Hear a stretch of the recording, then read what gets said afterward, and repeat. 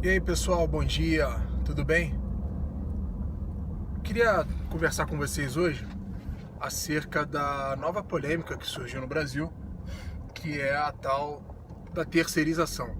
Poderia estar falando sobre a carne, mas eu acho esse assunto muito chato e muito desnecessário. Então, apesar da gente ter tido uma repercussão internacional significativa, o assunto hoje vai ser terceirização, porque mexe diretamente com a vida de todos nós brasileiros, trabalhadores e etc. Então vamos lá, terceirização. Eu não sei qual é o estardalhaço que está sendo causado e as pessoas estão querendo fazer acreditar que a terceirização estaria abalando os fundamentos da República, quando na verdade não é nada demais. Se a gente parar para observar, na verdade, a terceirização ela já existe há muito tempo. O que foi aprovado pela Câmara recentemente, e até uma votação expressiva, foi na verdade que essa terceirização vai deixar de objetivar apenas a atividade meio e vai começar a objetivar também a atividade fim, que é uma mudança importante, é algo que vai estar mexendo com muito daquilo que são as regulamentações trabalhistas. Então é importante que nós realmente conversemos sobre isso.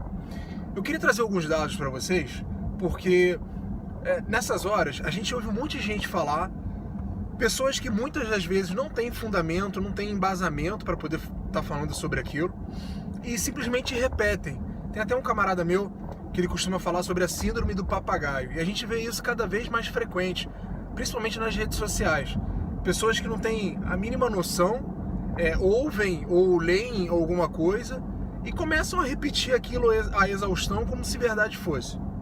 Vamos lá, eu queria dizer para vocês que a Organização Internacional do Trabalho, ela fez um estudo onde ela observou que no mundo, até o final de 2017, a cada 3 trabalhadores desempregados, um será brasileiro. Vocês entenderam bem esse estudo que a OIT fez?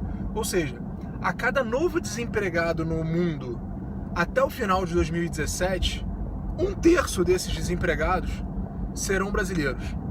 A gente está falando hoje num número de 12 milhões e meio de desempregados aqui em território nacional. É bem verdade que esse número, todos nós sabemos que é muito maior.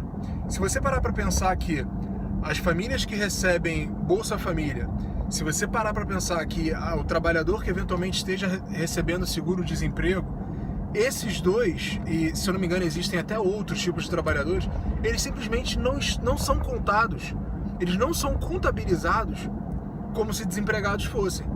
Então, apesar de eu não ter um estudo para poder comprovar, eu tenho certeza que pelo menos atualmente nós estejamos falando de 20 milhões de desempregados no Brasil. Isso por baixo, tá, pessoal? Se a gente considera que o número oficial é 12,5, eu colocaria pelo menos o dobro para justificar o número de desempregados. Além do mais, acredito que muitos de vocês tenham tido a oportunidade ou de serem empregados ou de serem empregadores. E vocês precisam concordar comigo que as leis trabalhistas que nós temos, elas são arcaicas. Assim como é o nosso penal, que é da década de 40, a gente vê leis que já não são mais eficientes para o que a gente vive nos dias de hoje. Então, por exemplo, a Fundação Getúlio Vargas também fez um estudo muito interessante, onde ela analisou que, ao final de 5 anos de contrato de emprego, um trabalhador que ganha, por exemplo, R$1.000, ao final de 5 anos, é como se esse trabalhador, na verdade, ao invés do empregador pagar pagar R$1.000 para ele, é como se o empregador pagasse R$2.550 para ele. Então a gente está falando, né, de mais do que o dobro de pagamento, de custo que esse empregador tem para poder fazer com que o seu empregado esteja dentro das normas trabalhistas, etc, etc, etc. Agora, o mais interessante, se esse empregador tiver tiver uma relação empregatícia com o seu empregado e essa relação durar 12 meses apenas, esse número, ao invés de 2,55, ele passa para 2,80 e tal, se eu não me engano 2,83. Então quer dizer, a cada R$1.000 que o empregador dá de salário pro seu funcionário, ele acaba gastando 2,8 vezes a mais com o seu empregado. Não há realmente empresa que possa ser proveitosa e que possa ter uma boa flexibilidade com esses números. É algo simplesmente inacreditável. E além do mais, pessoal, tem sido feito um estardalhaço tão grande com esse lance da terceirização que tem mais uma coisa que a gente precisa observar. A gente tem que olhar também, quando a gente fala sobre leis voltadas para o emprego e tudo mais, é importante que nós olhemos para os nossos vizinhos, não só os vizinhos mais próximos, mas também aqueles que estão a distâncias oceânicas de nós. Eu sinceramente não vejo nenhum lugar, nenhum cidadão do mundo correndo desesperadamente para o Brasil para ser abraçado pelas leis trabalhistas que nós temos aqui.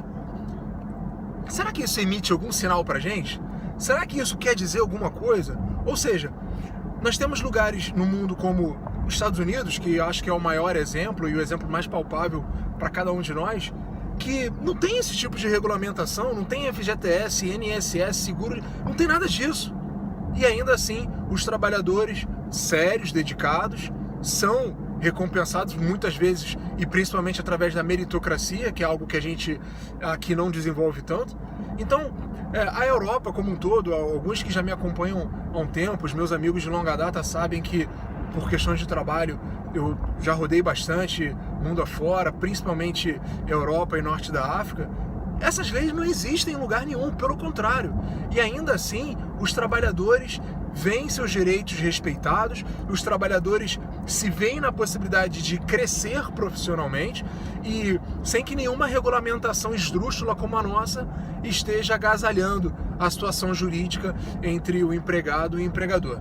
Então, com esse vídeo, que eu sempre procuro manter curto, mas que fatalmente eu acabo falando um pouquinho mais, eu só quero dizer para vocês que pensem antes de replicar informações que têm sido ditas, informações que têm sido passadas, muitas vezes sem embasamento, onde na verdade a agenda é de atraso. As pessoas querem realmente embargar um avanço que o Brasil necessita. A gente agora está falando da reforma trabalhista, mas é óbvio que existem reformas muito importantes que a gente precisa estar tocando, como principalmente, segundo o meu ponto de vista, a mais importante é a reforma política, que a gente está numa situação muito delicada, mas uma reforma política de verdade. A reforma trabalhista, ela tem que vir logo no encalço, obviamente, e a gente precisa rever os tributos e os impostos no nosso país. Dito isso, deixo todos um forte abraço e fiquem com Deus.